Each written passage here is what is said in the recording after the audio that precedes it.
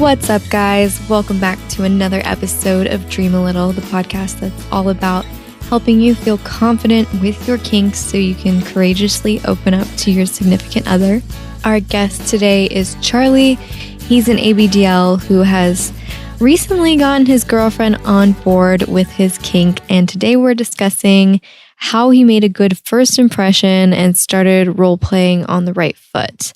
I think you'll find this episode especially helpful if you have a partner you've opened up to, or maybe you have a partner you're thinking of opening up to, because once you do kind of come out of the closet, so to speak, you quickly realize that the hardest part is not over. It's time to introduce your partner to your little side, but you're afraid of scaring them off, and it's just terrifying to make yourself so vulnerable in front of someone for the very first time.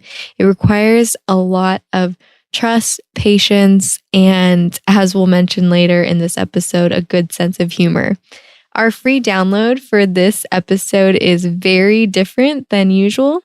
It's actually an exclusive audio where I take a walk down memory lane and I fill you in on all the details of how my boyfriend started role-playing with me, along with helpful tips so you can make your partner feel as comfortable as possible throughout the process. It's called 5 Simple Things You Can Do to Help Your Partner Feel Comfortable with Role-Playing.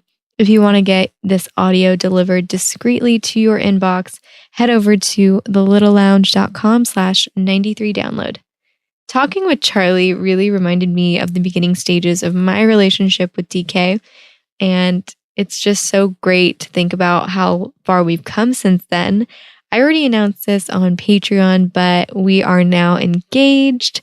We're going to be sharing the story of how the proposal went down soon on our Patreon exclusive podcast series. That's right, a lot of new things. So every week, my fiance and I are going to be recording a podcast together in a Q&A format. We've compiled a list of questions from all of my social media accounts, but we prioritize answering questions from patrons of the show. So if you have a specific question you really want us to answer, or you'd like to hear this exclusive weekly podcast series, check out patreon.com/dreamalittle. As always, I will link to that in the show notes. Okay, this was a really long intro. I'm not going to make you wait any longer. Let's dive into this Q&A with Charlie. What's up, Charlie? Welcome to Dream a Little. Thank you so much for coming on the show. Hello. Thanks for having me on. I'm so excited to be chatting with you today. So can you tell us a little bit about yourself? What do you identify as within the community? So I'm 28 years old. I would say I was a DL, but since I'm with my girlfriend and we've sort of got into role playing and kind of thing, I've embraced the AB side of it as well. So I would say I'm an ABDL a little, but I think the diaper side of it is more key to me. Okay, so you're in a relationship now and you've told your girlfriend about it, and she actually got you more into the AB side of was it just exploring it? Have you always been curious about it, or did she kind of push you to try more of the kink? No, she was. She's really vanilla. Oh, okay. Yeah. So it was more about exploring that just repeated experiences, really. Just getting into different things. Like I wouldn't say I'm totally like little. You know, I don't baby talk or anything like that, or crawl. But there's a few things like, pacifiers and bottles and, that kind of thing. Yeah. So how did the initial conversation go? Was she the first person you've ever opened up to? Yeah, she still is. Well, in terms of being outside the community, if you know what I mean. We'd been together just over a year, and we'd actually got together. And I'd always wanted to, obviously, open up about it. I'd learned a lot more about the kink on the internet, and listening to your podcast a lot sort of got me to a point where I wasn't ashamed of it. It became, accepted. But as you know, it's a really difficult thing to come out and explain to somebody this fetish, this thing that you have. I actually did it in the bath. I was in the bath and I was just texting my girlfriend who was downstairs in the living room, and it was, I mean, it's not the best idea to do it over text, but I was just too afraid to actually say it in person. She initially, it was kind of like a shock. She didn't know what it was, and all this kind of thing, the usual sort of questions, and then she was really upset about the fact that it was I have hidden it from her for like over a year and a half.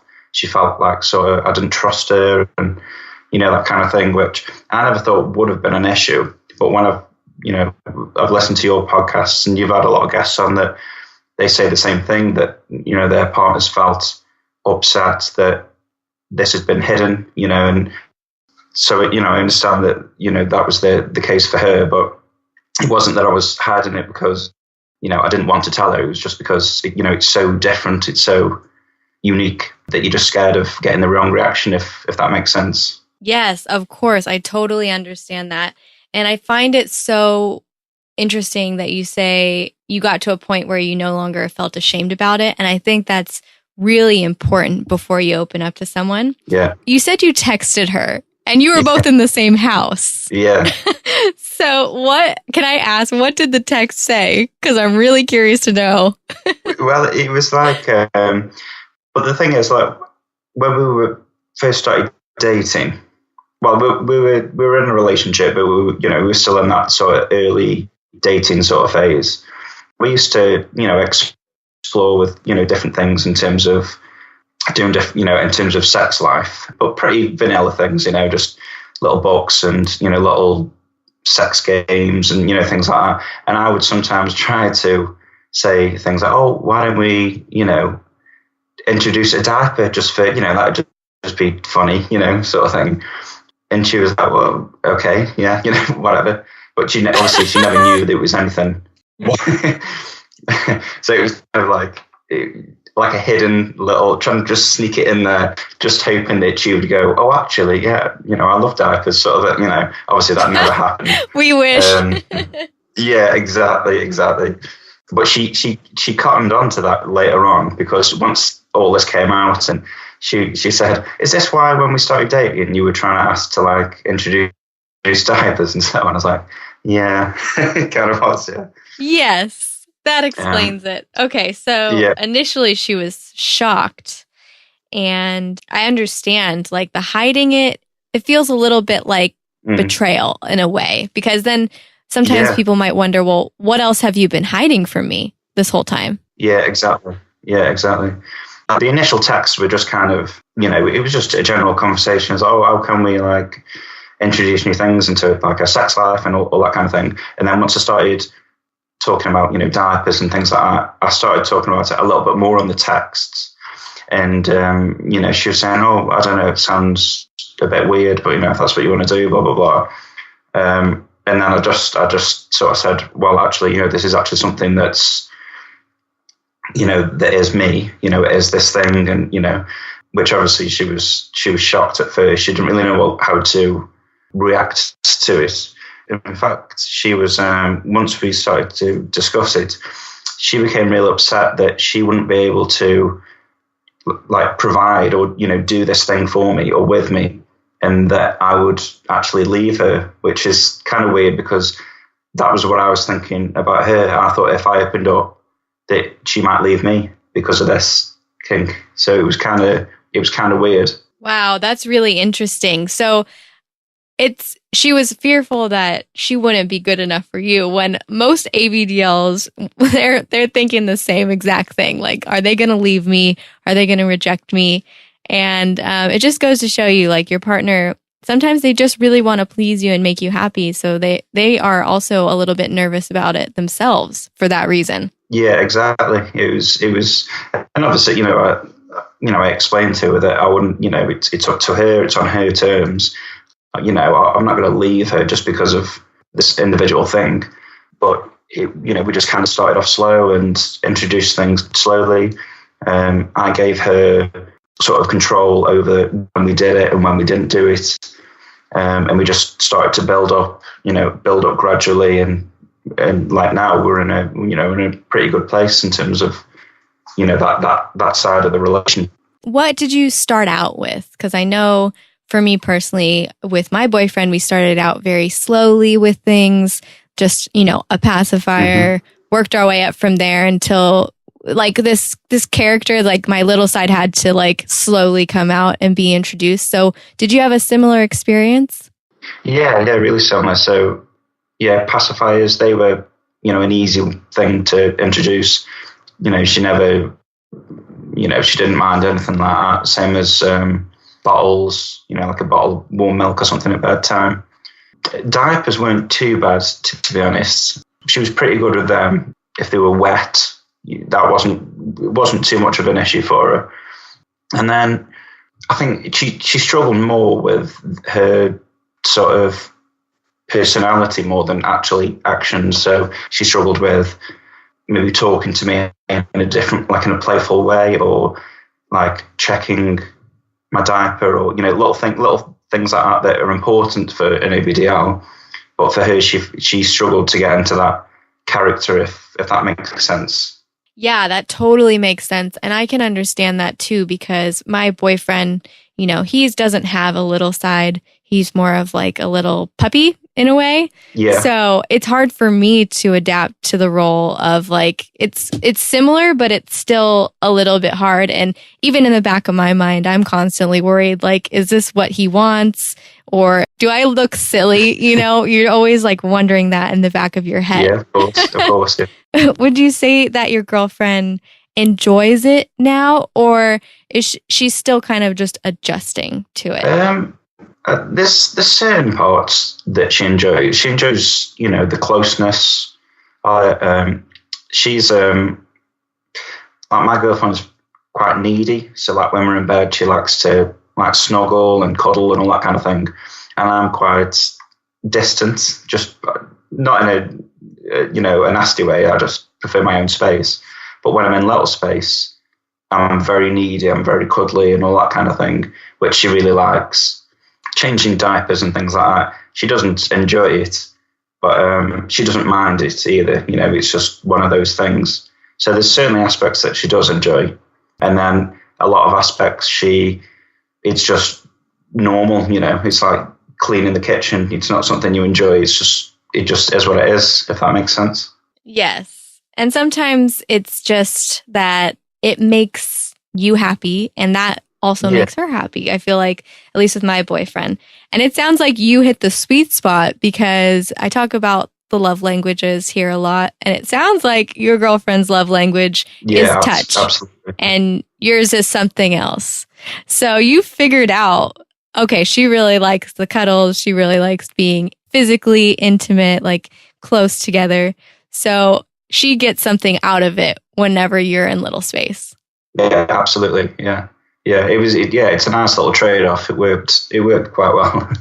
That's great. How do you encourage her when she is in the mommy role? I know it's kind of a hard question, but is there any ways that you kind of, it seems like she's been doing it now for a while. And I think that's what a lot of ABDLs fear, is their partner will try it once and they won't want to do it again. So what do you think helped her want to keep trying it? When we're trying to introduce something different, I always say, at least give it a go just once. And if it's something you can do, then great. And if it's not, then you can either forget about it or just put it on the back burner and maybe come back to it at a different time. And in terms of like encouragement, obviously, we have that side where, we cuddle and we're close. And I do little things for her, like taking baths together and, just doing things for her. So it's really kind of like a trade-off, really. So both people are getting things from it, if that makes sense. Yes. And I love how you really take the pressure off of her by saying, just try it once. It's not like we have to do this all the time. If you don't like it, we can stop whenever you want. Yeah, exactly. Okay, let's go back to the first time you ever tried role playing with her, because I can still remember the first time with my boyfriend really vividly. And I know that a lot of people message me saying, I need some help. Like, I'm just really nervous. I feel like it's going to be uncomfortable. I don't know how to handle it. So do you have any tips for your first time in little space around your partner? Yeah, it's. I think you have to have a good sense of humor about it. I think it's okay to, because that's what my girlfriend does. My girlfriend, she would just burst out laughing sometimes. But that was, I would encourage that because, I think that's a positive emotion rather than being, upset about it or, unsure or nervous. So I think it's okay to have a good sense of humor about it. And like early on, we would introduce things like, diapers and pacifiers and that kind of thing. But we would still do normal day-to-day things. So I would still, watch the football or cook tea or, that kind of thing. So even though those things were introduced, we were still doing normal, everyday activities sort of thing. And then slowly start progressing into the role play, that kind of thing. So it almost becomes like these little accessories you could essentially ignore them really because you're still doing everyday things, if that makes sense. Yes. And I think that's important too, is you don't always have to get fully in the role.